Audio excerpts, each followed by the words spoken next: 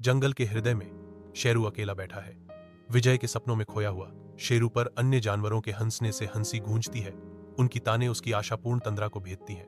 उनके उपहास के दंश के बावजूद शेरू की भावना अटूट है, क्योंकि उन्होंने वादा किया है, मैं उन्हें गलत साबित कर दूंगा, मैं दौड़ जीतूंगा। शेरू जंगल में अकेले ही प्रशिक्षण लेता है, हर बाधा को पार करने के लिए खुद को प्रेरित करता है। खरगोश व्यंग्य से उस पर ताना मारता है, तुम कभी नहीं जीत सकते। शेरू बिना हतोत्साहित हुए दहाड़ते हुए जवाब देता है, मैं कोशिश करना नहीं छोड़ूंगा। जंगल उत्साह से गुलजार है, क्योंकि भव्य दौड़ का दिन आ गया है।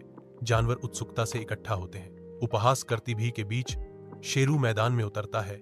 उसकी चुप्पी उपहास भरी हंसी के बिल्कुल विपरीत है। जंगल की सबसे प्रतीक्षित दौड़ की शुरुआत का संकेत देते हुए सीटी बजती है, क्योंकि हवा में तनाव भर जाता है। जंगल के हृदय में एक दौड़ शुरू होती है, जहां शेरू लगातार गति बढ़ाता है, प्रतियोगियों को एक एक करके पीछे छोड़ देता है। अंतिम मोड़ पर शेरू नेता के रूप में उभरता है।